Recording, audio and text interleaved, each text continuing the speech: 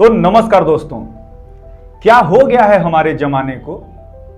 जो बाप के डांट से बच्चे पैंट में सुसु कर दे रहे थे, आज वो बच्चे 20-21 साल की उम्र में अपने बाप का कत्ल कर दे रहे हैं।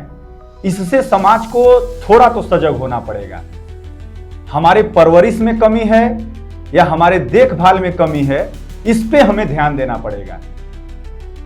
हमारी समाज की जो माताएं बहनें हैं, वो गहना बेचकर अपने बच्चों के पढ़ाने के लिए अथक प्रयास कर रही हैं। पुरुष समाज जो है वो अधिक से अधिक पैसा अपने बच्चों के लालन पालन और पढ़ाई में खर्च कर रहा है, उनके भविष्य को संवारने के लिए खर्च कर रहा है।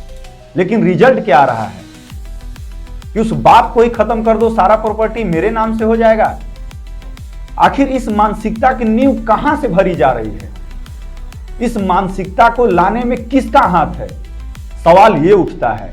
ये सवाल हर भारतीय से है, ये सवाल हर गार्जियन से है, हर माँ बाप से है, जो अपने बच्चे के लिए अपने पूरे जीवन को कुर्बान करने में एक सेकंड का झिझक नहीं करते हैं और एक सेकंड का समय नहीं लगाते हैं।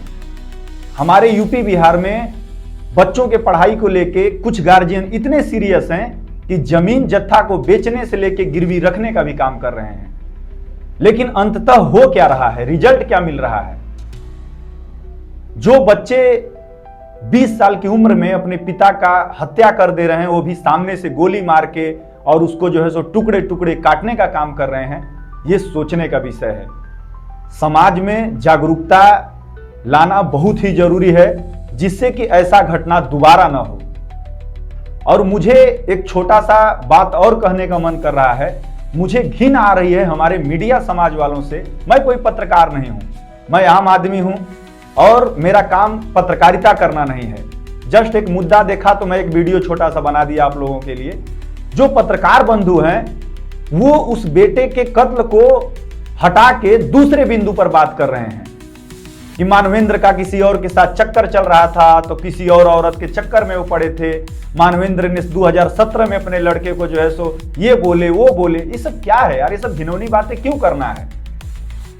अक्षत जो किया उसको दिखाना चाहिए, उसकी गलतियों को दिखाना चाहिए, तो उसे प्रोटेक्ट करना है और दूसरे वे में इस मैटर को लेके चले जाना है। ये घिनौना काम है। मैं समाज के लोगों से कहूंगा कि ऐसे न्यूज वालों को आप बाइकाट करें और बिल्कुल उन्हें पसंद न करें, जो सच्चाई न दिखा सकें। जीवन में इंसान मेहनत करता है, पैसा कमाता है, अपने परिवार बच्चों के लिए कमाता है। अभी कौन बाप पैसा कमाएगा अपने उस बच्चे के लिए जो बच्चा उसके पैसे की वजह से उसका हत्या कर दे? कौन बाप उसको पढ़ाएगा लिखाएगा और कौन बाप उसको जो है सो डांटेगा डपटेगा? बोलिए तो।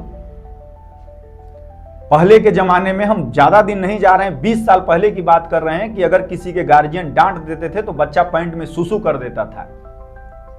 आज जो है सो अगर किसी बच्चे को डांट दीजिए तो घर पे बोल के जाता है कि हमको वेट मत कीजिएगा, हम आते हैं कुछ देर में, और नहीं आएंगे तो समझ लीजिएगा कि हम कहीं चले गए। क्यों डरना है यार? मरना है साले तो कल के बजाय आज मर जाओ, लेकिन ऐसे डर के जिंदगी नहीं जीना है। और लड़कों को बचपन से ही 2-3 पड़ाका लगा के रखना है। बहुत ज्यादा चढ़ा के रखने की जरूरत नहीं है कि वो आपके ऊपर ही भारी पड़ जाएं। पहले के जमाना में आज के जमाने में केवल संसाधनों का बदलाव हुआ है और किसी चीज का बदलाव नहीं हुआ है। उस जमाने में संसाधन कम थे, मोबाइल नहीं था, फोन नहीं था, पैसे इतने नहीं थे, इतना व्यवस्था नहीं था, फिर भी लोग जो है सो सीरियस जिंदगी जीते थे और अच्छे से अपनी जिंदगी को जीवन यापन करते थे। लेकिन आज हर साधन संसाधन होने के बाद भी लड़कों की मेंटालिटी इतनी गंदी हो गई है जिसका सोच नहीं है कोई, कि बाप को मार दो सारा धन मेरा हो जाएगा।